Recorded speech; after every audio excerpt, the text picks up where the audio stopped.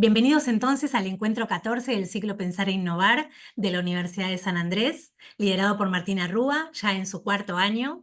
Hoy vamos a conversar sobre inteligencia artificial e inteligencia humana, cerebros versus algoritmos.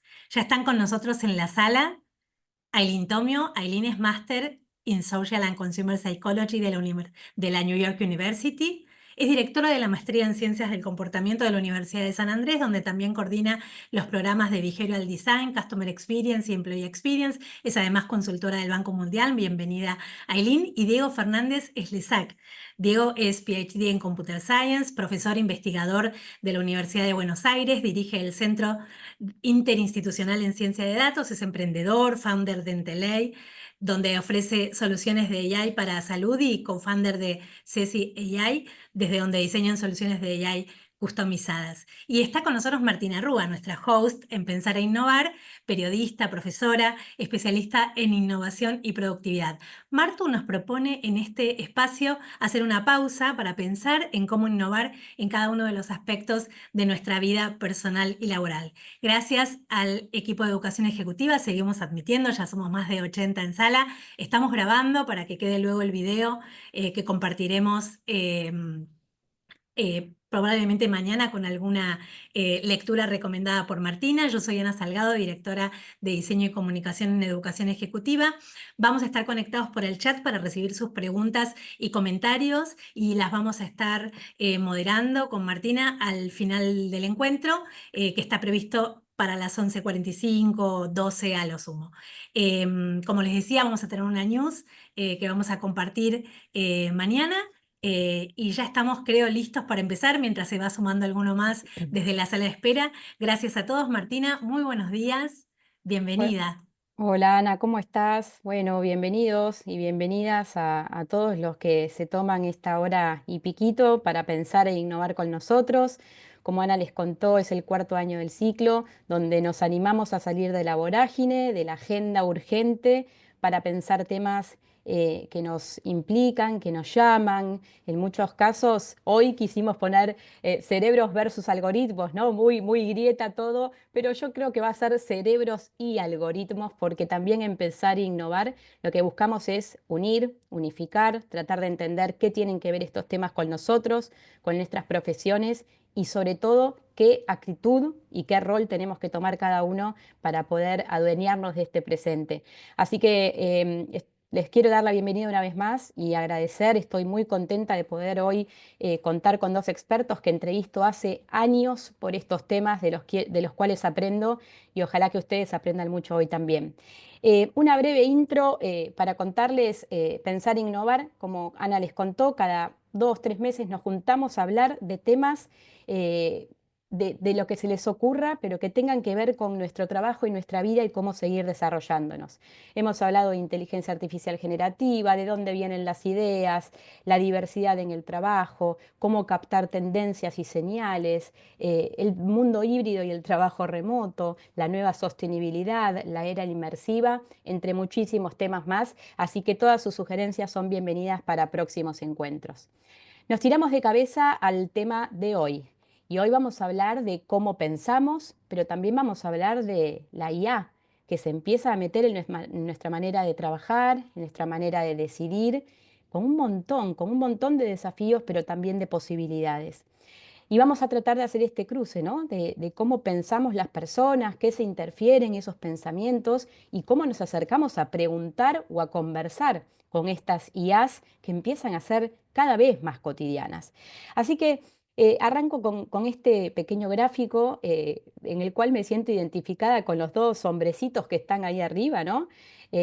Una inteligencia artificial que crece de una manera totalmente exponencial, ¿no? Vos abrís el diario de ayer y ya queda viejo con el diario de hoy, con lo que dijo un CEO ayer, con lo que te prometen para hoy. Y ahí hay dos personitas que ven cómo la IA todos los días crece, y una, nada, se lo toma a chiste o dice, mirá todo lo que puedo hacer con este robot nuevo. Y el otro dice, what the fuck, ¿qué está pasando? ¿Qué voy a hacer con todo esto yo? Y creo que depende el día, estamos de los dos lados, ¿no? Entre fascinados y al mismo tiempo a veces con miedo, paralizados, diciendo, ¿qué hago con todo esto que está pasando? Esto está generando también un FOMO a la IA. No sé si se sienten un poco ahí. Decir, me estoy quedando afuera, yo no estoy para esto, ¿qué tiene que ver con mi trabajo? Realmente no implica grandes diferencias en lo que yo hago, o sí, pero prefiero fingir demencia porque es mucho para subirme. Entonces, acá hay, ¿no? También como un miedo a perdernos algo que está siendo generado por la velocidad del cambio, que es realmente insólita, por la cobertura que llega también desde los medios, mea culpa, a veces con titulares de se perderán 100 millones de trabajos y lo que esto está implicando, con la comparación social. Mirá, él ya está usando todos los días el chat GPT, yo no estoy ahorrando ni una hora.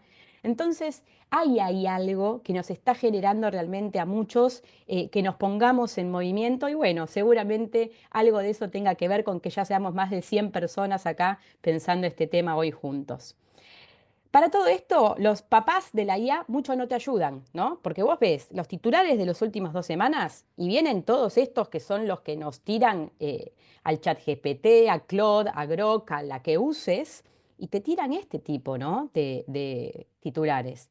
La gente le tiene demasiada confianza a ChatGPT, dice el creador del ChatGPT, cuando en realidad es la tecnología a la que menos deberíamos confiarle todo.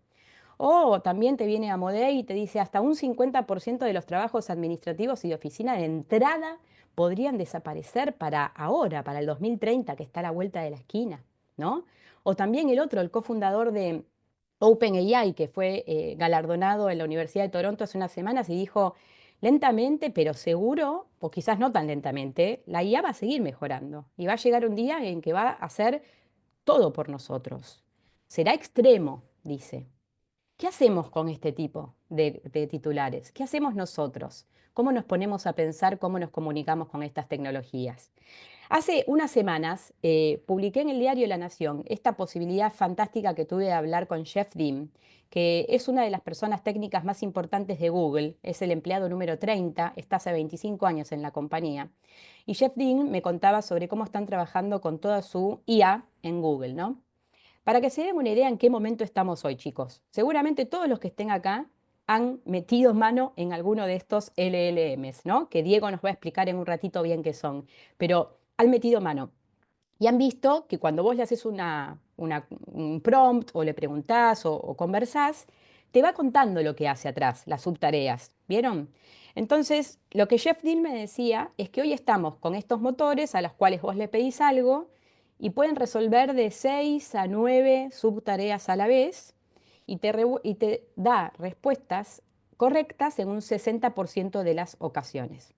Y me decía que en muy poco tiempo, en menos de 2 años, van a estar pudiendo resolver de 40 a 60 subtareas a la vez, devolviendo un 90%. ¿Escucharon las cifras? Hoy estamos que pueden resolver de 6 a 9 y te da cosas correctas en el 60% de las ocasiones. Y que en 2 años, 2 años vuelan, va a poder resolver de 40 a 60 y darte el 90%. Y después ya se animaba a mirar un poquito más adelante y me decía que ese número va a ser de cientos de subtareas a la vez, ¿no? Y creo que ahí empieza a entrar el mundo de los agentes, del que Diego también nos va a explicar en un ratito. Entonces, este es el mundo que nos están prometiendo que se viene. En el medio de todo esto, también hay un gran aviso de que no tenemos las habilidades para ir a este mundo. Este es un informe de Manpower del año pasado que dice que estamos experimentando un techo de desajuste en el talento. ¿Qué quiere decir esto? Las habilidades para las que muchos nos hemos formado no se encuentran con las habilidades que busca el mercado. Es decir, que como nosotros nos hemos formado, la experiencia que traemos no se encuentra con las búsquedas. Vos ves las búsquedas en LinkedIn o donde sea y hay habilidades que se están buscando y hay un desajuste entre lo que traemos y lo que busca el mercado. Entonces, siempre que veo este chart, que parece un poco deprimente, bueno, me hago las dos preguntas que me tengo que hacer, que este es un informe de Mercer que nos invita a preguntarnos en la era de la IA, ¿cuáles son las habilidades que van a ser particularmente susceptibles de ser automatizadas en los próximos 3 años? Y la otra pregunta, ¿cuáles son las habilidades que serán particularmente difíciles de reclutar en los próximos 3 años? Y fíjense que acá ya se empieza a meter algo muy interesante ligado a las ciencias del comportamiento, porque muchas de las habilidades que se buscan para lo que viene no son especialmente tecnológicas o técnicas, ¿no? Es más, Miren este gráfico de Gartner, y lean cuáles son las habilidades que de cara al 2030 serán los core skills para poder trabajar en la era de la IA. ¿Cuántos tienen que ver con nuestras capacidades más humanas de desarrollo y de pensamiento y de entrenamiento de cómo nos encontramos con estas tecnologías? Entonces, acá fíjense cómo ya algoritmos y pensamiento ya no están versus, sino es con. ¿Cómo vamos a pensar? ¿Cómo nos vamos a entrenar? ¿Cómo vamos a seguir ejerciendo nuestro autoconocimiento, nuestro pensamiento sistémico, ¿no? Nuestra flexibilidad? Todos temas que podemos nosotros entrenar desde cómo nos comportamos y cómo hablamos con estas tecnologías. Por otra parte, no puedo dejar de pensar en esto. Es mucho lo que está pasando. El cambio es abrumador. No sé si les pasa, yo cada vez que estoy en un curso dando una charla, vienen y me dicen, ¿por dónde empiezo? Me abruma, no sé por dónde empezar. ¿Qué curso hago, no? Entonces, la sobrecarga de toda esta información nos está generando una parálisis. Cuanto más información tenemos, no nos volvemos más informados, solemos desconectarnos porque nos parece mucho. Entonces también cómo nos aproximamos a todos estos cambios me parece sumamente importante que lo pensemos hoy juntos también con Aileen. Hay un gran diluvio digital, nuestro procesamiento mental es limitado, entonces tendremos que aprovechar y aprender a ver cómo nos acercamos a esto. 2 o 3 ideas más con respecto a la IA. Microsoft y LinkedIn hicieron este informe que está lleno de información muy, muy interesante, tiene 200 páginas, después mañana se los vamos a mandar con el material complementario, donde dicen que este año nace la empresa de frontera. Y yo los quiero invitar a que se pregunten ustedes si se sienten personas que pueden laburar en una empresa de frontera, ¿no? Acá hay un montón de preguntas que te hacen para ver si estás ahí y tiene que ver con firmas que están totalmente potenciadas por la IA y somos las personas las que utilizamos estas herramientas, ¿no? Entonces acá te dice que una empresa de frontera, qué tanto está familiarizado con los agentes, qué tan regular es tu uso de la IA, cuánto confías en las respuestas que te da, si estás esperando ser manager de agentes digitales en breve, si lo usas como un partner para tomar decisiones, si lo estás viendo como un acelerador de tu carrera y si estás ahorrando hasta 1 hora por semana, son preguntas que se hacen para entender si nos estamos o no subiendo a esta ola de la IA. Muy interesante y ahora también más tarde, en un ratito, veremos con Diego el mundo de los agentes. Se dice que estamos en Argentina en la fase 1 mayormente, en la cual si lo usamos de asistente. Pero hay una promesa en la cual van a ser colegas, ¿no? Y vamos a armar equipos mixtos con estos agentes digitales. Y es algo que incipientemente en algunas compañías argentinas ya se empieza a ver, ¿no? Ya no es solo que te pido que me armes un índice, no. Tomamos decisiones en conjunto porque puedo tener un experto copiloto que me ayuda a decidir. Y se habla de una tercera fase liderada por nosotros y ejecutada mayormente digitalmente. ¿Esto será así? Son muchas las preguntas que tengo. Em, Otro tema que no quiero decir me preocupa, pero lo tengo muy en la cabeza es cómo va a ser este ratio agentes humanos. ¿Cómo va a ser? Si vamos a tener agentes digitales, IA, trabajando con nosotros todo el tiempo, ¿cómo vamos a hacer para que no sean demasiados agentes para una persona? ¿Cómo vamos a hacer para que no sean pocos agentes y estemos desaprovechando a la persona y a los agentes digitales? Bueno, acá se viene una, ¿eh? Y nuestro procesamiento mental es limitado y eso también ahora vamos a charlar con Aileen. Entonces, ¿cómo hacemos para no abrumarnos con todas estas posibilidades tecnológicas y encontrar el balance óptimo para poder usar estas tecnologías a nuestro favor? No sé si vieron este informe de la semana pasada que se publicó en el Meet Lab, muy interesante, donde dice que nuestro cerebro cuando usa ChatGPT o este tipo de lenguajes encontraron como una disonancia cognitiva, ¿no? No lo voy a desplegar completo porque me parece que no hace falta, pero se los resumo. Hicieron una investigación y un grupo de gente para escribir un ensayo, ¿no? A nivel educativo. Un grupo de gente lo hizo con el chat GPT, otros solamente usando a Google como motor de búsqueda y otros solamente con su cerebro sin herramientas. Luego, en la cuarta sesión, a los que habían usado ChatGPT les dijeron que sigan el ensayo sin la tecnología y a los que habían hecho solo con su cerebro les agregaron el motor de búsqueda, ¿no? el ChatGPT. Algunas conclusiones a las que llegaron es que hubo conectividad neuronal disminuida en el grupo que usó al ChatGPT, conectividad cerebral más débil. Luego, el grupo que fue solo cerebro encontraron redes neuronales más fuertes y amplias.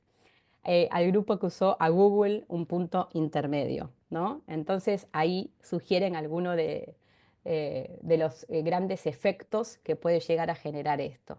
La conclusión general del informe dice que el estudio sugiere que el uso habitual de los LLM puede crear una dependencia cognitiva que debilite las habilidades de escritura y pensamiento crítico a largo plazo. Esto es muy nuevo, es un informe limitado de personas, pero creo que es algo que también tenemos que empezar a pensar en la era de algoritmos, cerebros y cómo decidimos. Lo que tenemos nosotros hoy, chicos, es esto, un presupuesto cognitivo que es limitado. ¿Dónde lo vamos a colocar? ¿Cómo lo vamos a colocar? ¿Qué tenemos que saber? Son algunas de las preguntas que tengo ahora en la cabeza. ¿Cómo funciona nuestra mente y cómo vamos a tomar decisiones en esta era?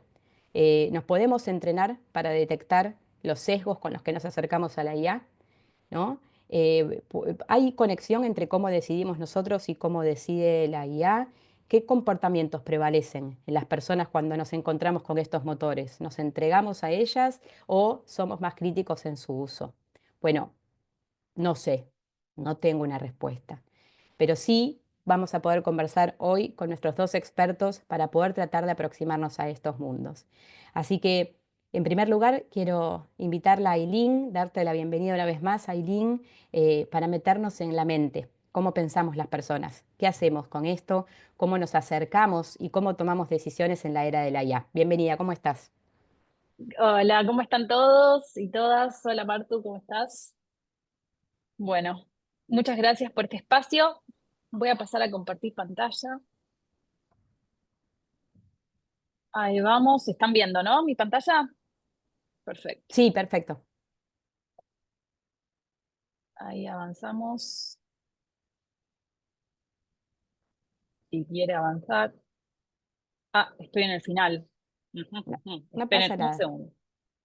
Esperen un segundo que necesito eh, que esto esté desde el principio. Bueno, mientras tanto les cuento que efectivamente yo soy psicóloga cognitiva, tengo una maestría en neurociencias y psicología del consumidor y por eso voy a hablar un poquito de cómo tomamos información las personas y cómo procesamos esa información.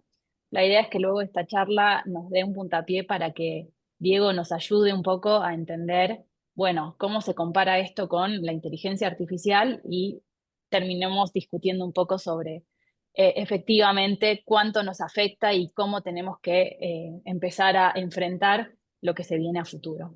Ahora sí, creo que estoy en la primera slide. Ahí vamos. Están viendo bien, ¿no? Sí, Perfecto. Bueno, buenísimo. Entonces, vamos a hablar cómo es que procesamos y cómo es que tomamos decisiones los seres humanos, ¿no?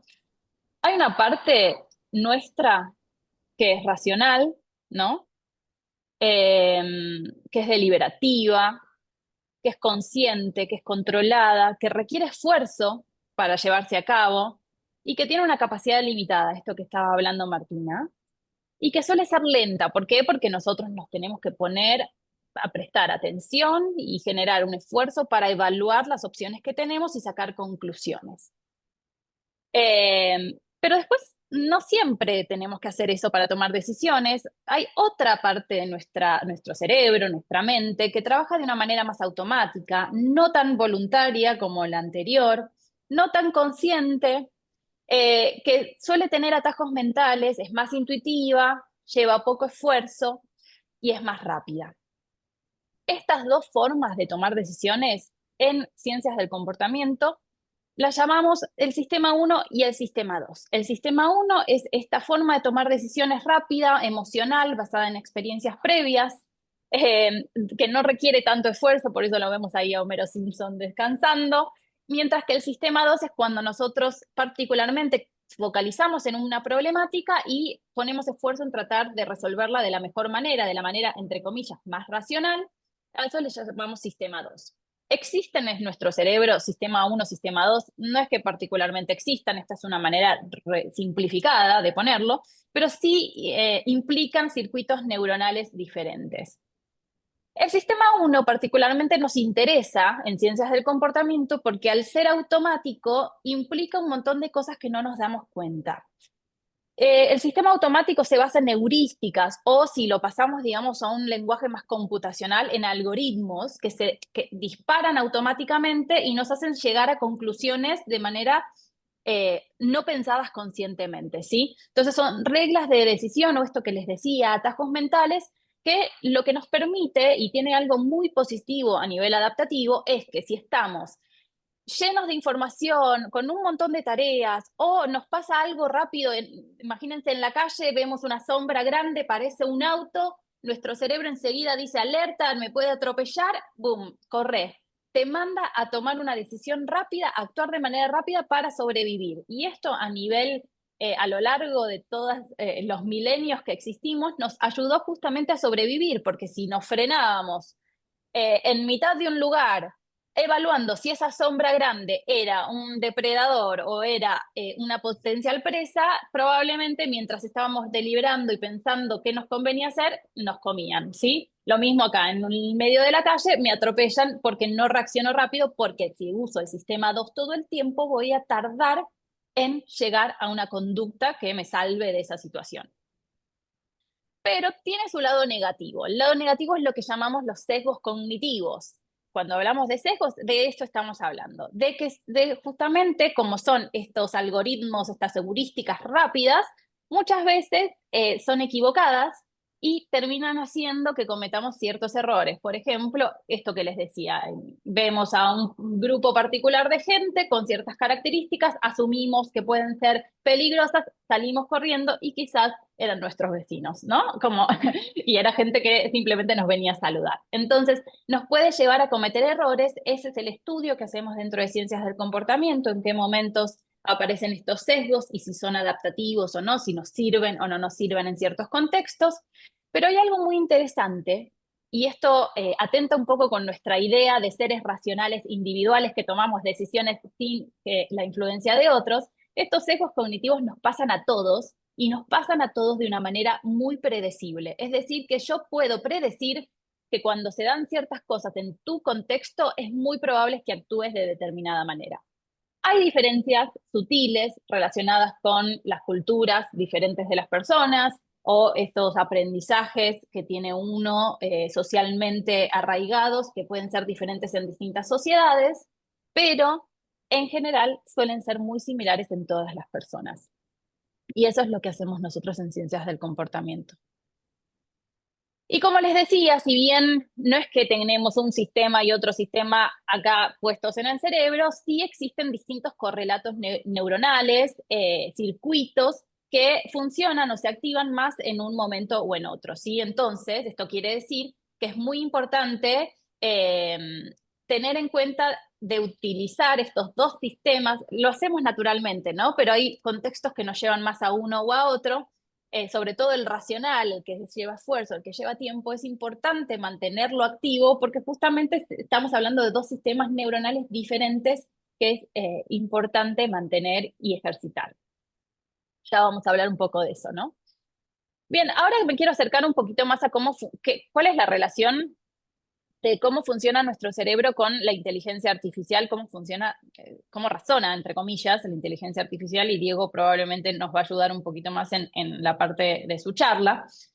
Lo que sabemos de la memoria del ser humano, no aquello que nos permite a nosotros después llegar a ciertas conclusiones en base a nuestro conocimiento, es que nuestra memoria es principalmente asociativa. Y acá puse la imagen del perro porque les quiero como presentar una historia bien concreta y simple para que se hagan una idea. Si yo cuando era chica, por primera vez veo un perro, y mi madre, mi padre me dicen, esto es un perro, me hago como la idea visual, probablemente táctil, probablemente relacionado a los olores y a los sonidos del perro, voy generando como asociaciones. Ah, el perro es peludo, mi perro es marrón, mi perro ladra. Si de repente el perro me muerde en esas primeras interacciones, yo enseguida asocio perro con mordida, con dolor y con ciertas emociones negativas asociadas con el miedo, el tratar de huir, el llorar, ¿no? Entonces asocio al perro con algo negativo. Si en cambio, en otro contexto, el perro no me muerde, es un perro bueno, no lo relaciono con eso, lo relaciono con jugar, con pasarla bien, con mi mejor amigo. Entonces voy generando asociaciones emocionales, sensoriales y cognitivas teóricas sobre qué implica el perro. Por ejemplo, ahí les puse Lassie, un poco delatando eh, la edad que uno ya va teniendo, por ahí los más jóvenes no saben qué es una película muy representativa de un perro. Bueno, eso es una asociación cognitiva, no tiene nada de sensorial, bueno, quizás visual, pero yo sé, relaciono que, nada, me gustaría tener un perro como Lassie porque era genial, hacía un montón de cosas buenísimas. La inteligencia artificial también está hecha a partir de asociaciones. De hecho, la inteligencia artificial, y esto Diego lo explicará mejor que yo, calcula estadísticamente la probabilidad de que ciertas palabras o ciertos contenidos antecedan o precedan a la palabra o contenido que estoy trabajando, ¿sí? Entonces, te va sacando información en función del modelo con el que fue entrenado, la información con la que fue entrenado, y va agregando aquellos elementos que probabilísticamente se asocian más con aquello que vino antes. Nosotros también, entonces, si yo veo un perro, a mí en mi cabeza se me van a activar estas características. Si ese perro me mordió y tengo asociaciones negativas, voy a volver hacia atrás con la imagencita del perro, si tengo asociaciones negativas, probablemente me quiera alejar. Si en cambio tengo asociaciones positivas, me quiera acercar ese perro. Ahora bien, a diferencia de la inteligencia artificial, nosotros no solo evaluamos la probabilidad de ciertas cosas, hay cuestiones como las emociones que le agregan más valor a ciertos nodos relacionales que otros. Ejemplo, si yo muchas veces interactué con perros y fueron siempre buenas interacciones, pero una sola vez interactué con un perro que me mordió y me tuve que ir al hospital porque me desangré, no importa que la mayor parte de las veces los perros hayan sido buenos conmigo, la emoción de esa única vez que me afectó tanto hace que próximos perros yo tenga mucho más cuidado y no me vaya y me acerque y lo quiera acariciar. Así como las emociones, experiencias previas o los mismos atajos mentales o heurísticas de que yo les estaba hablando afectan cuáles son las relaciones que yo hago en mi cerebro y cómo me voy a comportar. Que entiendo que la IA eso no lo tiene. Vamos a ver, no sé, Diego nos dirá. Pero hay cosas más allá de la probabilidad de que ocurran ciertas cosas juntas, que son estos sesgos cognitivos asociados a lo que vemos, digamos, cómo se dan las cosas, a nuestras propias experiencias y sentidos en relación con el mundo, que generan información en nuestra memoria que afecta a cómo nos comportemos y lo hacen mucho más complejo, hacen que no sea tan fácil saber cómo vamos a reaccionar y hacen que no sea tan racional, ¿no? Si yo tengo que decidir si un perro es malo o es bueno, me va a importar más mi experiencia propia que la información teórica que saqué del mundo. Y ahí es donde el ser humano no es tan racional, tiende a ser más bien sesgado. Ailín, te hago una pregunta que hacen acá. Los colores Sí. de los círculos que eran distintos, ¿implican algo? Quizás cercanía entre palabras o por qué algunos son celestes, tiene... Bueno, es un buen punto. Sí, cuando esto lo armé yo, y lo armé hace bastante tiempo, pero sí, como que quise relacionar ciertas cosas. Por ejemplo, mamíferos, pata, cola, pelo, tiene más que ver con una cuestión más cognitiva. Mm, Después, la película Lassie que muerde o ladra tiene que ver más con la experiencia mía, con claro, lo que vi, ¿no? bien, Y después, más distanciado, es la infancia o donde lo vi, la casa, etcétera. O genial. Dino es particularmente le llamé el Dino a mi perro anterior. Claro. Sí, y eso es importante también, ¿no? A nivel de nuestra memoria, cómo se aloja la información, las experiencias van reforzando vínculos entre esas Mm. asociaciones. Entonces hay nodos que están más cerca, que son los que primero se me van a activar cuando yo vea y experimente las cosas del mundo, y hay otros que dejo de usar. Por ejemplo, la película Lassie, de hecho, es algo que yo hace un montón. Cuando veo esto digo, la película Lassie, pero casi nunca me acuerdo de la película Lassie. Entonces, probablemente la tengo que empezar a marcar con un color más agrisado porque se va como alejando de la relación. Y cuando uno no recupera una memoria por mucho tiempo, es probable que el link se pierda. Se dice que nuestra memoria de largo plazo almacena toda la información y la guarda, no es que la información no se pierde, lo que perdemos nosotros es como el link a esa información. Entonces, quizás aprendimos algo hace mucho tiempo que hoy en día ya no nos acordamos y no nos influye, por lo menos conscientemente, a la hora de tomar decisiones. Genial. Ahora bien, hay algo muy interesante que es que nosotros, como les dije, almacenamos un montón de información que no se pierde en nuestra memoria de largo plazo, pero para poder tomar decisiones necesitamos traer esa información a lo que llamamos la memoria de trabajo o memoria de corto plazo. Son dos conceptos diferentes. Y de hecho, a nivel cerebral, la información de largo plazo está en un lugar muy diferente a la que tenemos en el corto plazo, que es más el área prefrontal, pero no importa, no me voy a meter en cosas así tan específicas. Pero lo que me parece importante que tengan, porque todo el tiempo hablamos de, ay, nuestra cognición es limitada. ¿Qué quiere decir eso? Quiere decir que la capacidad de nosotros de tener información en un momento dado y hacer algo con esa información, ¿no? Relacionarla, pensarla, elaborarla, eso es lo limitado. La memoria a largo plazo es ilimitada. La de corto plazo, la que me permite a mí pensar cosas y relacionarlas, es limitada. Y les quiero traer este ejercicio como para que lo vean palpablemente, de cuán limitada es y cómo es que funciona. Entonces, si me están escuchando ahora, abran el chat. Van a hacer lo siguiente. Yo les voy a mostrar una serie de números. Sí. Quiero que miren esa serie de números, no escriban nada, traten de memorizarla, o sea, lo voy a poner por poquito tiempo, así que estén atentos. Y una vez que se vuelve a poner en blanco, ahí les voy a decir, escríbanla. La pueden escribir en un papel, la pueden escribir en el chat si quieren compartirlo con nosotros, para ver cuántos de esos elementos, esos números, ustedes recordaron. Pero no hagan trampa, no lo escriban mientras está ahí, lo tienen que mirar hasta que desaparezca, ¿sí? Muy Entonces bien. lo voy a hacer, presten atención. Ahí va.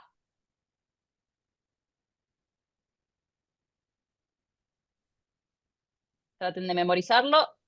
Ahí se va. Y ahora traten de escribirlo.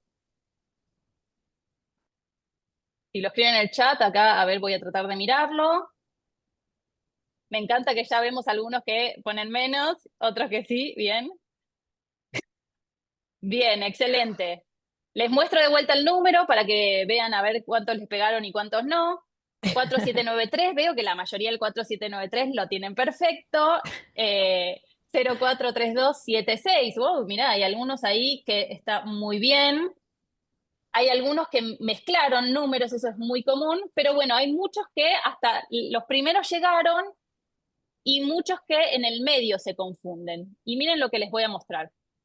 Nuestra memoria de trabajo, esa memoria que es limitada, en un estudio bastante viejo de 1950 se evaluó cuánto es lo común que nosotros podemos retener en esta memoria de corto plazo o memoria de trabajo, es 7 más menos 2 unidades, o sea, más o menos un número de teléfono. Podés retener y elaborar esa información en tu memoria de trabajo. Pero no guardamos o no nos es tan fácil retener la información toda por igual. En general, podemos retener mejor el principio, fíjense en las respuestas, gran parte retuvo el principio, y muchas veces retenemos muy bien el final y en el medio empezamos como a cambiar números, ya no es tan importante el medio. Esto tiene una función evolutiva, es decir, al ser humano le importa el principio y el final de las cosas, porque es donde está el riesgo de supervivencia, ¿no? Si lo nuevo, el principio es peligroso o no, conocido o no, y si al final es algo que se terminó y estoy vivo o todavía sigue ahí como amenaza. Entonces prestamos más atención al principio y al final y en el medio que el cerebro dice, bueno, esto vemos después que había ahí. Mm. Pero fíjense entonces qué limitado que es. Esto no le pasa a la inteligencia artificial. Entonces ahí tenemos una diferencia abismal entre la capacidad de procesamiento de esa información. Podemos estar entrenados con la misma información, que sabemos que la información a nivel cognitivo nuestra le vamos a asignar más valor por nuestras vivencias, como les dije, por estos sesgos cognitivos, pero además después si queremos hacer algo con esa información, nosotros tenemos una limitación abismal. Les digo un truco también. Me encanta. Jorge Yunes dice Miller, The Magic Number 7. Sí, muy bien. George Miller es justamente el autor de esto. Después lo que se fue viendo es que es relativo, este 7 más menos 2, relativo en el sentido de que es 7 más menos 2 unidades de información. Si ustedes este número, que se hace mucho con el número de teléfono, lo agrupan los números, entonces en vez de 4 y 7 es 47, eso se transforma en una unidad de información y es más fácil retener. ¿no? Si yo retengo 479304, me es más fácil el 479304. Este es un truquito que los mozos, los magos, toda esa gente que tiene como que retener información, o los actores, actrices, lo que hacen es eso, agrupar, asociar, porque te permite generar más o retener mayor parte de información para manipular mientras estás pensando. Exacto, como cuando nos dicen el número de celu, es muy raro que te vayan a decir número por número. En fin, la cuestión es que tenemos entonces un montón de sesgos cognitivos asociados a esta capacidad limitada de información. Es adaptativo, como tenemos limitaciones, nuestro cerebro dice, bueno, voy a automatizar ciertas decisiones. Y estas decisiones están automatizadas, como les dije, por cuestiones de estados de ánimo, la carga cognitiva, cuestiones de sesgos grupales, nos dejamos llevar por qué es lo que hacen los demás, etcétera, etcétera. Les quiero contar dos que son particularmente, a mí me gustan mucho, que son el sesgo de disponibilidad, o en inglés availability heuristic, que es básicamente que nos dejamos llevar demasiado por lo que tenemos más fresco en nuestra mente, ¿sí? La última información que escuchamos, o lo que se suele hablar seguido en la tele, en nuestros espacios, en nuestros grupos. Entonces, de todo el grupo acá, la pelota está celeste, básicamente sería toda la información que existe sobre algún tema en especial, y en amarillito vemos la información a la cual nosotros tenemos como fresca en nuestra cabeza, porque de vuelta lo escuché justo, lo leí en el diario, lo escuché de un podcast, o mi mamá me lo dijo hace 2 segundos, y entonces le asigno más probabilidad a esa información que escuché, y por lo tanto pienso que es más probable que suceda eso que todo lo demás. Y luego hay otro sesgo cognitivo que a mí me gusta mucho, que se llama el sesgo actor-observador, y tengan presente este porque es algo que nos pasa a todos todo el tiempo, que es básicamente que cuando a nosotros vemos que a alguien le pasa algo, asignamos la responsabilidad de ese algo a esa persona. ¿Por qué? Porque estamos prestando atención, nuestra atención está en esa persona, y pensamos que ignoramos todo el contexto que afectó a que esta persona le pase algo. Mientras que si nos pasa a nosotros, como nosotros no nos vemos a nosotros mismos, lo que vemos es nuestro alrededor, asignamos parte de la responsabilidad de lo que pasó a los factores contextuales, ¿no? Entonces este meme que ven acá dice, otros pensamos que la responsabilidad se debe a factores internos, ¿no? Y el globito dice, esto es tu culpa, piénsenlo en cuando manejan, ¿no? Que Claro. ven a alguien que choca, golpea a alguien más, dice, este seguro que es un... o porque pasó esto, ¿no? Enseguida son factores internos a los que le asignás culpabilidad, mientras que si alguien o vos chocas a alguien, o golpeaste algo sin querer, decís, uy, pero justo porque pasó un perro, porque la mosca, porque estaba, ¿no? Siempre hay algo contextual que te afecta a vos, ¿no? Y acá entonces, en este dibujito, lo que dice es, nosotros asignamos factores externos, y lo que está diciendo la personita es, debe haber sido el viento, ¿no? Que causó esto. Así que este se llama el efecto actor-observador, que justamente diferenciamos quién tiene la responsabilidad según a qué le prestamos atención. Y para cerrar, simplemente decirles que la IA está entrenada, o sea, los outputs, ¿no? Estos que genera la IA, tienen que ver con la información con la cual está entrenada, o la información, ahora para los modelos que están abiertos a la información de Internet, la información a la cual accede, ¿no? Y esa información no está ahí porque sí, no es que el mundo la puso ahí, la pusimos ¿quiénes? Nosotros. Y nosotros esa información la generamos probablemente en base a muchos sesgos cognitivos, ¿sí? Mucho de la disponibilidad, la información que quiero poner, la información que pienso que tiene que estar en las redes, en los blogs, en donde sea, ¿no? Entonces, mucho de lo que nosotros, de la información que podemos sacar de la IA, tiene mucho de nosotros y tiene muchos sesgados. Entonces, tenemos que quizás relativizar esa racionalidad de la IA, porque la base no es puramente racional, la base ya viene, digamos, humanizada porque nosotros la pusimos ahí. Entonces, simplemente para que reflexionemos sobre eso, y probablemente vamos a hablar un poquito más de esto cuando veamos lo que nos trae Diego y las preguntas de Marco. Así que muchas gracias. Gracias, Ailín. Cuántas cosas que dispara esto. No había pensado, parece obvio, ¿no? Pero las experiencias van reforzando los vínculos. Entonces también cómo nosotros nos vinculamos, y qué experiencias queremos tener, qué queremos delegarle y qué no queremos delegarle a la IA. Son algunas de las cosas que empecé a pensar cuando te escuchaba y pensar que estos más 50 sesgos, y creo que hay muchos más, pero nos nombraste y nos mostraste esa rueda con esos 50, están tan presentes en esta información que nosotros usamos y la tomábamos, como decía Sam Altman, no tendrían que confiar tanto Total. en todo lo que está ahí, y realmente delegamos en esa tecnología como si fuese la verdad revelada y así la estamos utilizando. Gracias y ahora vamos a volver, vamos recogiendo las preguntas que van llegando para Ailín, algunas las tomamos y otras las vamos a tomar en breve y le quiero dar la bienvenida a Diego. Es un gran placer poder seguir conversando con Diego. Ayer le decía, mientras preparábamos, una década o más que venimos teniendo esta conversación sobre IA. Diego es una de las principales personas en Argentina que está trabajando, diseñando y pensando a la IA, así que tenemos esta suerte de conversar con él. Diego, yo veo a la presentación totalmente expandida. No sé si vos la ves bien, porque acá no sé el resto, pero Sí, me parece. se ve Ah, ahí está. expandido. Sí, falta darle modo presentador. eh, Igual la veo grande ahí, como que está la Ven, pantalla. para que comparto de otra manera, vamos. Tendríamos que haber probado, que dije que no. ¿Viste? ¿Un sesgo? Mientras vas intentando, ¿por qué no me recordás ese premio que habías recibido en el cual nos conocimos hace más de 10 Nos años en San conocimos en el Pablo? premio Google Research, ¿no? Era el de Google. ¿Y por qué había sido premiado?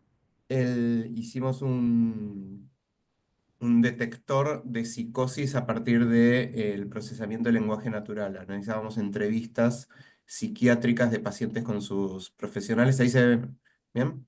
A ver ahí. Sí, falta nada más desplegar el modo presentador y creo que se va a ver bien. Ahí estamos. Ahí está. Y entonces el premio fue con Google justamente desarrollar experimentos con pacientes analizándole las entrevistas con psiquiatras detectando enfermedades mentales. Excelente, gracias. Ahora solamente hay una cosa que está ahí media invasiva, que son esas barras. A ver si las puedes. Eso. O si las podés quitar, o no sé qué. ¡Oh, qué lío!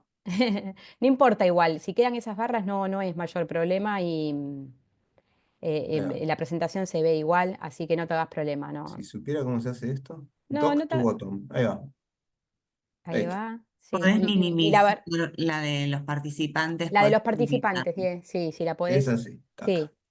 ahí está. Yo creo que con esto estamos más que bien. Lo suficientemente bueno como para seguir adelante. Bien, Dale. perfecto. Bueno, entonces, gracias Martu por la invitación. Ana, Ailín, un placer de vuelta a vernos. Ya nos estamos viendo seguido y me pone muy contento. Eh, Durante las charlas anteriores, tanto la de Martu como la de Ailín, dijeron Diego va a decirlo y Diego no va a decir nada de todo esto. Yo voy a tratar de abordar todo esto de una forma más, si quieren, filosófica, porque si nos metemos en la parte técnica dura infinito.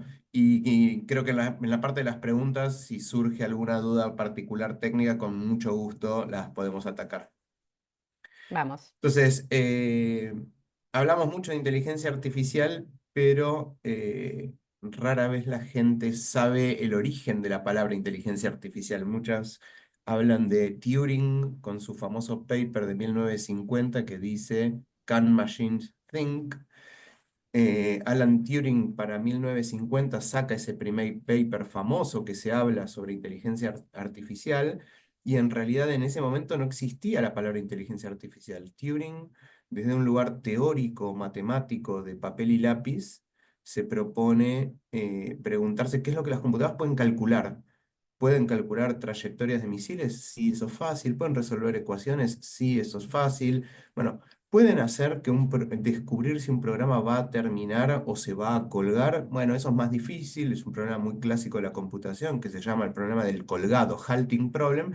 Y se hace otra pregunta súper interesante y es la que viene a colación de esta charla, que es, bueno, ¿y pueden pensar? Y en esa pregunta filosófica, matemática de papel y lápiz, Lo que Turing dice es básicamente, bueno, tendríamos que definir máquinas, tendríamos que definir pensar y ver si efectivamente la definición de máquina calza dentro de pensar. Llega a la conclusión de que la definición de pensar es muy ambigua y que no hay un acuerdo formal que uno pueda escribir matemáticamente qué significa pensar. Y entonces propone un juego inventado, un juego soñado, que es el imitation game, juego de imitación. Y dicen, bueno, no importa lo que sea una máquina, no importa lo que sea pensar, vamos a suponer que algo es, piensa o tiene algo que llamamos pensar cuando imite, cuando se pueda disfrazar de ser humano sin ser detectado. El día que podamos disfrazar computadoras, máquinas, en elementos que interactúen con los seres humanos y que el ser humano no se dé cuenta, entonces estaremos hablando de máquinas que piensan. Ese fue el enfoque de Turing y repito, porque es importante, era un enfoque filosófico, matemático, formal de papel y lápiz. Unos años después, 1956, y esa es la foto de la derecha, se organiza un workshop en la Universidad de Dartmouth en Estados Unidos y ahí sí aparece por primera vez la palabra inteligencia artificial. Es el workshop de inteligencia artificial en donde el enfoque es completamente distinto a Turing. No se plantea algo filosófico acerca de la computadora, pueden pensar o no, sino desde un punto de vista ingenieril. ¿Cómo hacemos para que estas latas que calientan mucho y que hacen cuentas matemáticas muy rápido puedan resolver tareas humanas que consideramos inteligentes de forma eficiente? Entonces plantean ciertas estrategias eh, para desarrollar la parte ingenieril. Ahora ya no importa el papel y lápiz, no importa la filosofía de si las máquinas piensan o no, resolvamos aquellas cosas que nosotros consideramos inteligentes. Resolvamos el habla, resolvamos las neuronas que se estaban empezando a conocer, todo el mundo de la neurociencia, cómo resuelve el cerebro ciertas operaciones. Bueno, modelemos las neuronas y hagamos que la computadora resuelva de la misma manera. Resolvamos imágenes, tengamos creatividad. Y así enumeran 7 elementos que no vale la pena cuáles son, nombrar cuáles son por cuestión de tiempo. 7 elementos que habría que resolver en los próximos años. Y se animan a decir lo que está tapado por la cosa, pero que en 20 años estaría todo resuelto. O sea, en 1956 arriesgaban que para los 80, digamos 20, 25 años, la ingeniería de la computación resolvería todo lo que tiene que ver con inteligencia artificial. Todos aquellos elementos del ser humano que consideramos inteligentes estarían replicados, programados por computadoras bien resueltos. ¿Sí? Fíjense el distinto el enfoque, ¿no? de Turing con esta gente. Esta gente pensando en las tareas que hacen los humanos inteligentes, vamos a resolverlas con cuentitas, y Turing diciendo, bueno, las computadoras podrán pensar cuando se disfrace y no detectemos su presencia.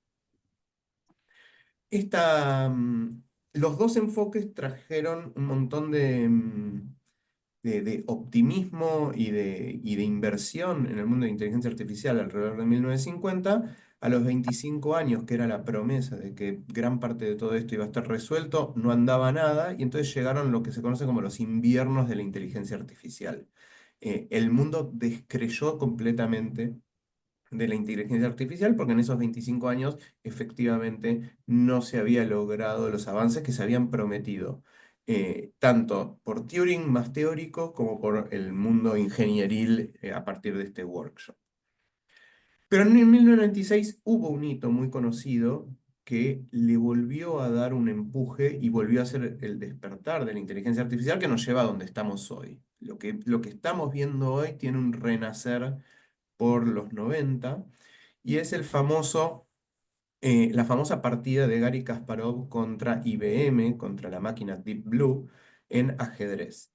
Esa partida tuvo una característica muy particular. Por primera vez, un campeón mundial, y si no el jugador más grande de todos los tiempos de ajedrez, se permitía enfrentarse en situación de campeonato oficial contra una computadora, y esa computadora había sido entrenada por inteligencia artificial en IBM por un grupo experto de programadores y, por supuesto, un montón de gente técnica del mundo del ajedrez. Hubo una jugada, y no viene al caso el detalle de la partida en particular, pero en donde la computadora hizo una movida rara, y de hecho Garry Kasparov se le hizo mucho análisis acerca de las imágenes de Garry Kasparov, se agarra la cabeza, le cambian los gestos, cambió la forma de jugar a partir de esa jugada que se dio en la primera partida. Partida que por supuesto ganó Deep Blue, y que esa jugada fue claramente distintiva y decisiva. Entonces, cuando termina la partida, le preguntan a Garry Kasparov qué había pasado en esa jugada que había detectado y que le había dado esa sensación tan extraña. Y esto fue lo que dijo, y leo textualmente. Fue una movida maravillosa y extremadamente humana. He jugado con muchas computadoras, pero nunca había experimentado algo como esto. Podía sentir, podía oler un nuevo tipo de inteligencia. Estaba sentada al otro lado de la mesa. Fíjense cómo Garry Kasparov en 1996 dice: esto es una lata, hace cuentitas, me ganó al ajedrez, pero hay algo más. Hay una inteligencia distinta. Y fíjense que esto también vale la pena recordar como empecé la charla, ¿no? Hablando de Turing y la idea filosófica acerca de qué es la inteligencia artificial. Si hablamos de computadoras que puedan imitar al comportamiento humano, en este caso estamos viendo computadoras que no imitan al computador humano. Hay una nueva inteligencia al otro lado de la mesa que claramente no es humana y que de hecho vence al supercampeón mundial.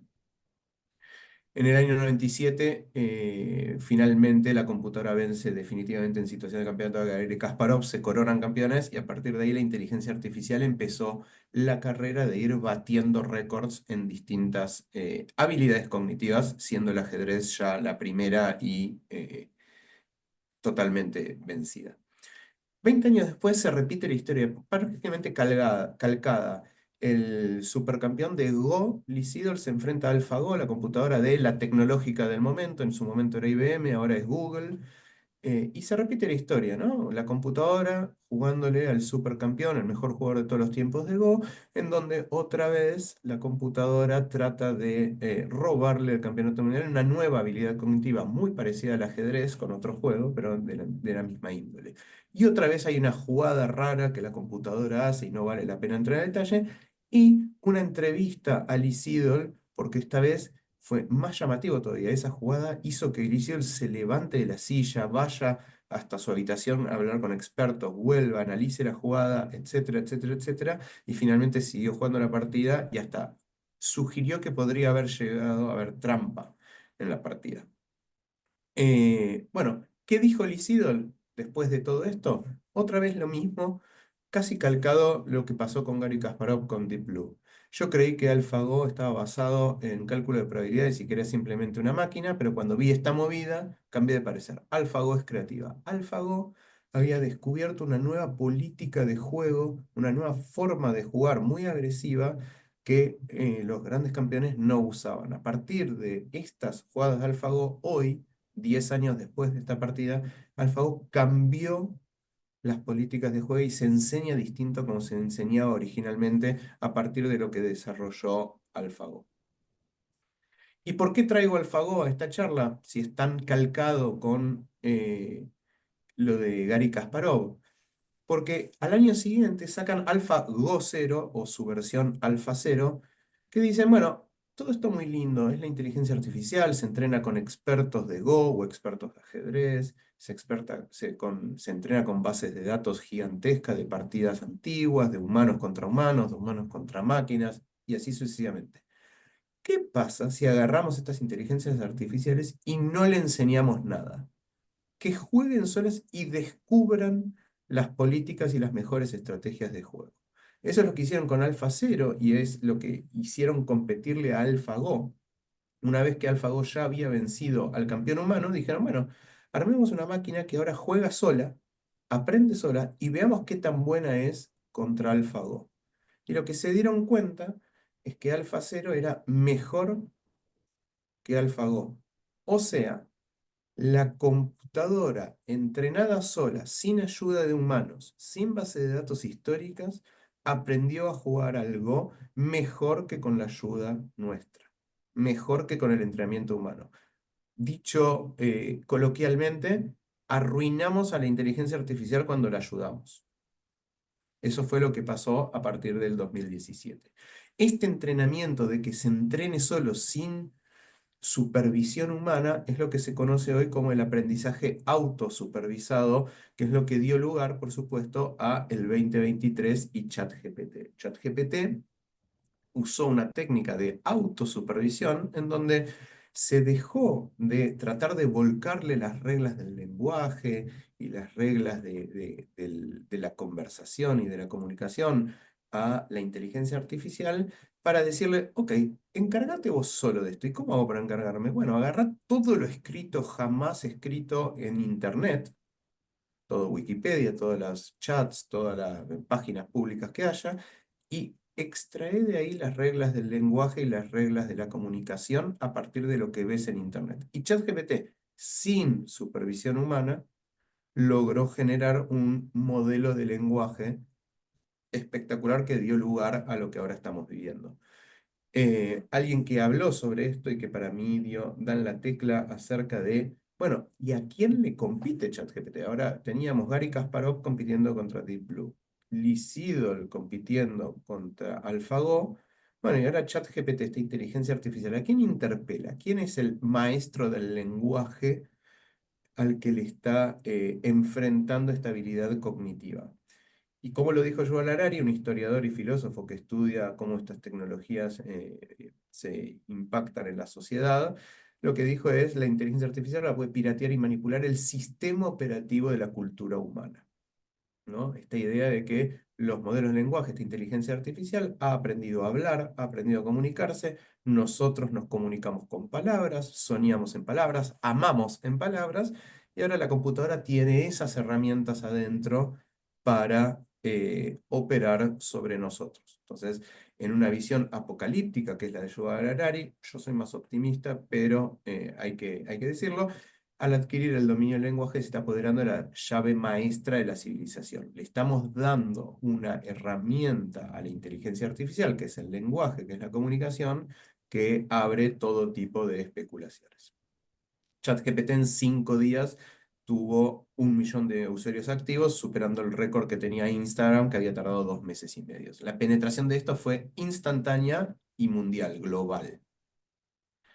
En 2025 hubo otro hito que por ahí pasa desapercibido, pero no es menor, y es lo que se conoce como una especie de Sputnik del 2025, donde aparecieron los chinos con DeepSeek y la competencia Google se empezó a meter muy fuerte con Gemini y por supuesto OpenAI, ChatGPT, que era el que venía dominando, en donde aparecieron los modelos de razonamiento. Eso es lo que estaba apareciendo desde fines del 2024, principios del 2025. Ya no dominan el lenguaje y pueden comunicarse con nosotros, las máquinas, disfrazándose de seres humanos, sino que ahora pueden operar sobre una comunicación y razonar, pueden establecer pasos, secuencias de pensamientos en lenguaje y resolver tareas cada vez más potentes. Y esto Martu lo comentaba en el inicio de su charla, ahora está resolviendo 2, 3, 4, 5 pasos con un 70% de precisión. Bueno, los próximos años vamos a ver cómo la cantidad de pasos que resuelve y la precisión en cada uno de los pasos es cada vez mayor. En el 2024 se ve en las barritas de la derecha con el humano experto y el modelo de ChatGPT todas las tareas que se usan para evaluar razonamiento en seres humanos. El Gary Kasparov de estas pruebas de razonamiento fue superado en 2024 y por supuesto en 2025 ya no hay humano que quede en pie compitiendo contra estas herramientas. ¿A dónde vamos? ¿Cómo sigue todo esto? Bueno, el premio Nobel Demi Hassabis, dueño de la empresa Google DeepMind, empresa que fue adquirida por Google hace muchos años y que hace toda la parte de inteligencia artificial de frontera de Google, habla de que en los próximos 5 o 10 años tenemos lo que se llama la inteligencia artificial general, una inteligencia artificial que básicamente aglomere todas, y pongo el todas entre comillas, las habilidades cognitivas que consideramos inteligentes los humanos en una sola, la idea de conciencia, la idea de libre albedrío, todo esto peligrosamente disponible en las computadoras en esta nueva modalidad que se llama agentes, ¿no? Son computadoras que tienen prácticamente todos los rasgos que nosotros consideramos de inteligencia humana metidas adentro, operando de forma integrada en un único agente o en muchos agentes que operan de esa manera. Y lo que propone es que en 5 o 10 años vamos a empezar a ver esas cosas. Hay una entrevista de 1 hora en el programa 60 Minutes, está disponible en YouTube gratis, pueden chusmearlo, donde él habla sobre todo esto y que es realmente espectacular. Entonces, resumiendo algunas palabritas claves que se están viendo en el momento, hasta el 2019 veníamos hablando de árboles de decisión, algoritmos de inteligencia artificial, y no me meto en la parte de tecnicismo. A partir de ahí, los modelos de lenguaje. Pasamos por 1 o 2 años donde hablamos de RAG, para hablar técnicamente, que es básicamente, bueno, los modelos de lenguaje generan texto, pero no son bases de datos curadas donde la información tiene un origen que se pueda tracear y decir esto viene de esta página web o de este dato. Entonces apareció un modelo híbrido en donde se usaban bases de datos para buscar la información concreta y fidedigna, y modelos de lenguaje para expresarlo de una forma bonita y fácil de fácil comunicación, que fue el RAG. Bueno, RAG duró 1 o 2 años y es lo que mucho se está usando en la industria. Ya aparecieron los agentes que vienen a desplazar a los RAGs porque involucran base de datos, comunicación con el LLM, pero también lo que en la jerga de los agentes aparecen las tools, que son herramientas de interacción externa a las bases de datos y a estos modelos de lenguaje. Puede interactuar con otros sistemas, puede interactuar con Internet, puede interactuar con Messenger, puede interactuar con cualquier dispositivo que permita ser accedido a través de una API. Hoy los modelos de lenguaje y los RAG tienen estas herramientas y eso es lo que se conoce como agentes. Para ir cerrando, en donde estamos hay dos, si quieren, dos vertientes de donde estamos en inteligencia artificial. Hace muy poquito, esto es nuevo de verdad, de los últimos meses, diría, salió un paper de la gente de Apple diciendo The Illusion of Thinking, diciendo estamos exagerando lo que la inteligencia artificial entiende. Es un paper técnico donde evalúa distintos modelos de inteligencia artificial con razonamiento en jueguitos muy pavotes que los humanos resolvemos muy bien, y en donde efectivamente las inteligencias artificiales fallan. Y acá hago un paréntesis: las inteligencias artificiales modernas de modelos de lenguaje, agentes y RAG fallan. Hay algoritmos de computadora de hace 100 años que resuelven estos problemas muy bien, pero son muy específicos. Estas inteligencias artificiales generales, nuevas, fallan en resolver jueguitos y pavadas de razonamiento que los humanos resolvemos muy bien. Y entonces hay un paper donde estudia todo esto y donde su propuesta es efectivamente que estamos ilusionándonos de que la inteligencia artificial tiene mucho más razonamiento y pensamiento de lo que realmente se ve cuando uno lo somete a pruebas más estrictas. Y la otra vertiente es: se viene el fin del mundo. En mayo salió toda una movida que se llama AI 2027, y esta es a la derecha ven una captura de pantalla del blog AI 2027. Si ponen AI 2027 en Google aparece como, creo que, primer link. Es un blog donde estudian todas las interacciones y facilidades que empiezan a tener los agentes, estas habilidades cognitivas que están incorporando, y cómo se comparan frente a las habilidades cognitivas de los seres humanos, ¿no? Como buscando el límite en donde efectivamente los agentes nos superen en todas nuestras habilidades más importantes de inteligencia, y cómo eso va a impactar, por ejemplo, en el impacto de la manipulación de estos agentes en nuestra toma de decisiones cotidianas.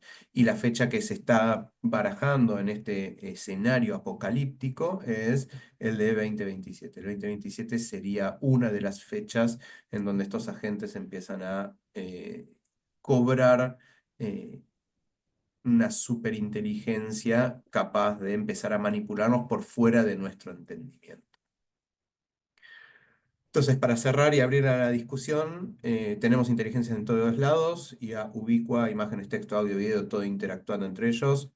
Algo que para mí es importante es que la inteligencia artificial no reemplaza a los humanos, pero reemplaza tareas, y cada vez más tareas. Yo soy de los que opina que hay que amigarse con la inteligencia artificial y tratar de incorporarla, pero desde un lugar muy crítico. Eh, Martu mostró este paper muy lindo que habla de deuda cognitiva, cognitive debt.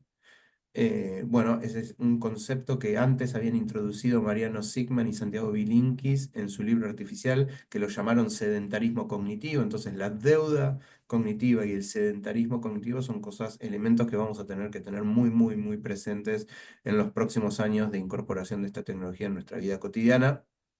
Ya no hay inteligencias artificiales específicas para cada cosa. Aparecieron estos LLMs, ahora también con sonido, con audio, con video, con texto, imágenes, todo junto. Entonces la multimodalidad ya es un hecho y funciona bárbaro, lo que influye aún más en una interacción más fluida, por lo cual estos modelos de lenguaje, estos agentes, pasan a tener cada vez más interacción con nosotros en cada vez más situaciones diversas, por lo cual más que nunca hay que ser crítico y crítico no en el sentido de despreciarlo, sino crítico en el sentido de estudiarlo y ser muy consciente en el uso que le damos. Y vengo a traer algo que también lo nombró Aileen, el tema de los sesgos. La soberana regulación es clave. Estas inteligencias artificiales vienen entrenadas con los datos que se les da, y los datos que se les da se los dieron países del norte. Los países del norte no son necesariamente iguales a los nuestros.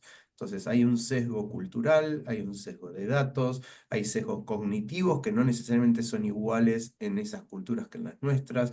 Entonces el uso indiscriminado de estas inteligencias artificiales de alguna manera normaliza esos sesgos, ese entrenamiento de inteligencias artificiales en nuestra cultura, y no necesariamente esa es la mejor de las decisiones. Hay que, de vuelta, ser consciente de lo que uno está incorporando. Y por último, se habla mucho de la deshumanización total, y yo, por el contrario, soy optimista. Yo creo que tuvimos suerte. Esta inteligencia artificial hizo explotar todo, está yendo a una velocidad descomunal, absolutamente ridícula, y eso vino a poner sobre la mesa algo que ya venía pasando mucho antes que la inteligencia artificial, en los últimos 100 años, de deshumanización y automatización, y no encontrarle el sentido a las cosas más allá de su eficiencia, tanto en dinero o en tiempo. Y entonces, esta inteligencia artificial que vino a ser tan disruptiva, creo que nos da una oportunidad de rehumanización y de pensar cuál es nuestro lugar en un sentido mucho más amplio que inteligencia artificial, para qué estamos acá, qué queremos hacer, cómo nos sentimos. Y entonces con esto cierro y le dejo el lugar a Aileen que nos conteste todo esto. Diego, muchas gracias, espectacular, qué bueno, cuánto para pensar. Ahí sí, si querés dejar de compartir la pantalla. Había una mano levantada, Martín, si podés escribir la pregunta en el chat y la levantamos de ahí, que tenemos varias y tenemos 10 minutos para tomar. Hay un tema, chicos, que es este, ¿no? El de sedentarismo cognitivo, bueno, de todas estas maneras que lo hablamos. Y vos ves que las IAs están realmente alimentándose, ¿no? Cuando nos llega un deepfake del político y no nos gusta, automáticamente lo reenviamos sin pensar. Eh, Vos, Diego, pusiste mucho hincapié en este final de nos tenemos que formar, y yo pienso que estamos hablando en Argentina, con más del 30% de pobreza, con chicos de tercer grado que un gran porcentaje no logra entender lo que lee. ¿Cómo hacemos para poder usar de una manera crítica estas herramientas con tanta deuda previa, ¿no? Yo sé que no hay una respuesta, ¿no? Pero es una de las cosas en las que más pienso, en la cantidad de sesgos con la que nos comunicamos con estas herramientas y con las que nos devuelve las herramientas, y qué posibilidad tenemos de desarrollar estas habilidades para poder conversar de una manera más sana o productiva y que nos devuelvan algo que nos sirva. ¿Qué piensan de esto? Mirá, yo vuelvo al final, a lo último que dije todo, ¿no? Deshumanización versus rehumanización. ¿Para qué estamos acá? Y si algo queda claro es que la educación y la inversión en ciencia, desarrollo, y en educación y ciencia en general, es el camino al desarrollo. Entonces, en ese sentido, yo creo que el desafío está en volvernos más ágiles, más flexibles en el aprendizaje, en este camino. Pensar en un mundo donde, bueno, Argentina quiero que sea potencia de inteligencia artificial, que no use ChatGPT y que use ARC, GPT y todo eso, es absurdo. O sea, entonces, Claro. y decir, bueno, frenemos, cortemos la conexión con OpenAI y que no se pueda usar, todas esas son barreras fácilmente rompibles y hasta yo te diría sanamente rompibles. Yo no Claro. estoy a favor de eso. Entonces, ¿cuál es el camino en ese escenario en donde de esto no te puedes escapar? Esto es lo que hay, esto está acá y es inevitable. Entonces, en Mm, ese escenario, mi postura es rehumanizarnos, dejar de sentir que justamente tenemos que competir contra eso. Bueno, pongamos inversión en formar a la gente para que sean usuarios críticos y que le puedan sacar el mejor jugo, el mejor uso a esas herramientas y por supuesto desarrollar las propias.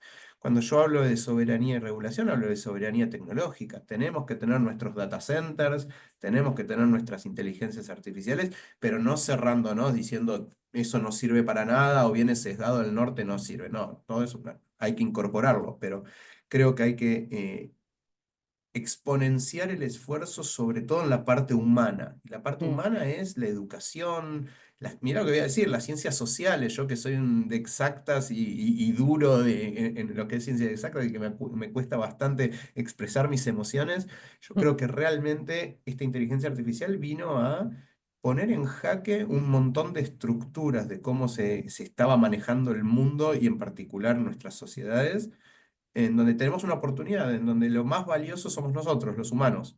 Y eso es la educación, la familia, los amigos. O sea, creo que ahí es donde la cultura, ¿no? mm. Gracias. Aileen, ¿querés Eh, comentar algo de esto? Sí, Sí. dos cosas. La primera es, si bien el desafío que implica la IA generativa es definitiva en los últimos años, es algo que realmente es novedoso y es algo a lo cual no nos enfrentamos antes. El desafío de ciertos usos cognitivos en ciertas tareas siendo reemplazados por otros no es nuevo. Fijémonos que con la invención o la popularización de la escritura, en un principio se reemplazó la memoria que se daba a través de los dichos, los cánticos, los mitos griegos, ¿no? Que son algo muy fuerte, que era la manera en que se distribuía la información en la época preescritura, de repente pasó a formar parte de eso en los libros y dejó de tener el valor que tenían ¿no? Esos dichos que se iban pasando boca en boca. Eso no quiere decir que hayamos perdido la capacidad de habla, sino que lo empezamos a utilizar para otras actividades, ¿no? Cuando Mm, llegó Internet era lo mismo, era la gente deja de leer libros, ¿qué va a pasar? Ahora la información no la saca de las enciclopedias, la saca de Internet. ¿Fue un desafío? Fue un desafío, pero encontramos ese reemplazo. En este caso es lo mismo, no es que en nuestro cerebro se va a quedar esas áreas que hoy, o circuitos que hoy utilizamos para recordar y procesar y analizar la información, van a quedar sin ningún uso, sino que vamos a tener que empezar a reemplazar ese uso por otra habilidad cognitiva aplicada a otra tarea, ¿no? Eh, Sin embargo, sí es un riesgo perder esa capacidad de, como decimos, análisis crítico. A mí me preocupa mucho el tema de la memorización. En un momento es como que dijimos, bueno, no necesitamos memorizar, ya tenemos la calculadora, ya tenemos eso, pero si uno no tiene información en la memoria, como les dije antes, ¿cómo puedo yo traer cosas a mi memoria de trabajo y hacer que esa información se entrelace y lo que llamamos pensar? Necesitamos tener almacenada información en nuestra memoria. Entonces mm, sí creo que hay que reivindicar metodologías más viejas, volver un poco a la memorización y ver en qué momentos entra la inteligencia artificial como herramienta, como decía Diego, como para realizar tareas concretas y no simplemente para reemplazar mi capacidad de pensar. Y en bien. esto quiero traer un estudio es lo segundo y último, un estudio que hizo el Banco Mundial hace muy poco en Nigeria, justamente con, digamos, un país mucho más flagelado que de Argentina en términos socioeconómicos, donde lo que trataron es de ver cómo podían los niños interactuar con la inteligencia artificial para aprender inglés. ¿no? Y lo que vieron es que aquellos niños que interactuaban en momentos precisos con la inteligencia artificial, con un tutor que les ayudaba a aprender cómo generar los prompts, qué Sí. preguntarle, qué hacer con esa información, lograron, digamos, mejorar su capacidad de aprendizaje mucho más rápido que los niños que no. Entonces, hay formas de hacer que la inteligencia artificial sea una herramienta para la cual nosotros ya tomamos de input para generar nuestro propio pensamiento y seguir manipulando información y tomando conclusiones. Hay formas. Ahora tenemos que asegurarnos, como dice Diego, cada país tiene que tener sus regulaciones. En la educación tenemos que bajar líneas sobre cómo hacer esto. Vamos a tener que testearlo, como este experimento que se hizo en Nigeria, se compararon cosas, vemos que funciona y empezar a tratar de, ¿no? Mantener eso. Me parece que hay una manera o un futuro en donde lo utilizamos a nuestro favor, y hay otro futuro donde si no hacemos nada y no nos organizamos, ahí sí se genera este riesgo de que la inteligencia artificial realmente nos afecte cognitivamente y socialmente. Gracias. Tomo dos más y le quiero contar a todos los que se han sumado hoy que van a recibir las presentaciones de los tres, van a recibir material de apoyo, vamos a las cosas que los chicos fueron nombrando, yo las fui anotando para buscar los links y mandárselas también, así que para los que andan preguntando eso, sepan que mañana lo van a recibir. Diego, vos pensás, estábamos viendo cómo están mejorando los lenguajes, ¿no? Y esto de cuántas subtareas a la vez pueden hacer. Y si les enseñamos que hay 50 sesgos que están ahí, ¿no? Es una de las preguntas que están acá, y les contamos cuáles son esos sesgos y les decimos, che, tené cuidado de no caer en estos sesgos y devolveme, ¿pensás que van a poder aprender eso y autosanearse para devolvernos cosas con menos sesgos, de cómo fueron, de la información de la que se alimentaron? Sí, está buenísima la pregunta. Hay dos vertientes de eso. Uno es, los modelos de lenguaje ya saben hablar, saben comunicarse para afuera con los agentes y todo esto, entonces uno le puede decir, ojo que estás usando el sesgo de confirmación para esto. Entonces uno le va enseñando los 50 sesgos, es un ratito de trabajo, eso muy rápidamente podés hacer que el modelo de lenguaje, si querés, se adapte de vuelta a este nuevo sesgo, que es Sí, el de saber los sesgos, ¿no? claro. Entonces, es un sesgo nuevo.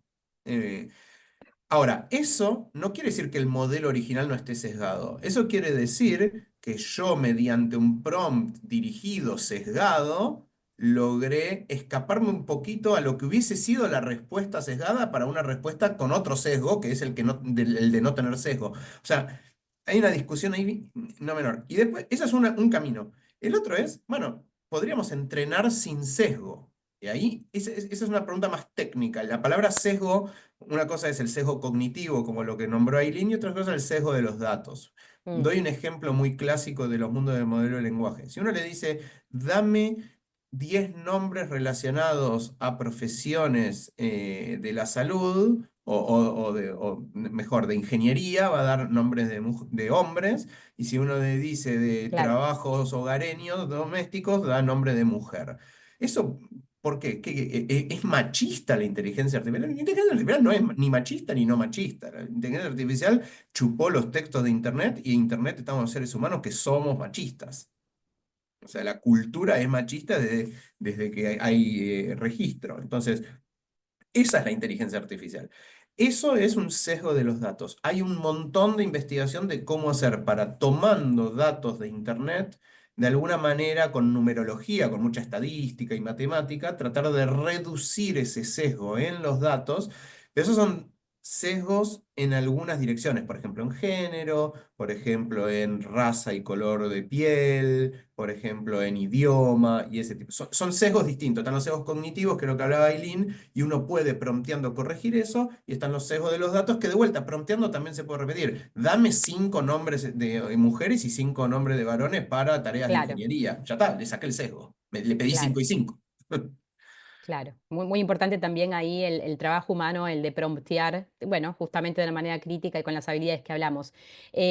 Preguntaba acá Bruno, Diego, si viste que mostraste el paper de Apple, si no será que Apple le está bajando un poco, ¿no? La temperatura a la IA No me porque podía ellos, meter en eso porque si no estamos hablando una hora, pero efectivamente Apple se quedó rezagado en lo que es inteligencia artificial, entonces muchos dicen, yo opino eso, sí, que fue un paper para decir, che, no es tan importante inteligencia artificial, por eso nosotros estamos un poco rezagados, porque no es tan importante, no es lo más Claro. importante de una compañía.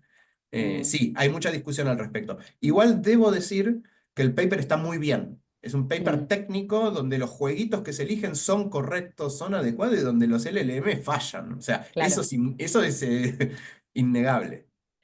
Bueno, quiero agradecerles profundamente. Tengo 3 o 4 preguntas más que yo me comprometo con todos los asistentes a pasárselas a Diego y a Ailín para ver si también pueden aportar algo. Quiero agradecerte a Diego especialmente que está en el medio de un evento y también se pudo sumar a esto, así que gracias por ese esfuerzo. Gracias a Placer. Ailín también por haberte sumado a pensar al comportamiento, a nuestros sesgos y en este cruce con algoritmos. Ojalá que hayan encontrado valor en este encuentro de pensar e innovar. Recuerden que ustedes son protagonistas, los temas que quieren que tratemos, acá vamos siempre a tratar de traer a los mejores expertos para hacerlo.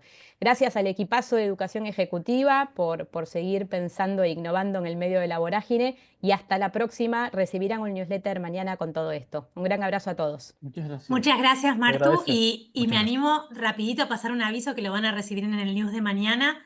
Vamos a estar presentando el libro de Martu en la Universidad de San Andrés en formato presencial, así que los que tengan ganas de verla, agéndense 14 de julio y les llegará con el news también el link para inscribirse a los que tengan ganas de sumarse. Gracias, Martu, te queremos mucho. Nos vemos. Gracias, Gracias, Ana. Ailín. Gracias, Diego. Gracias, equipazo. Nos vemos. Chao. Hasta luego. Adiós.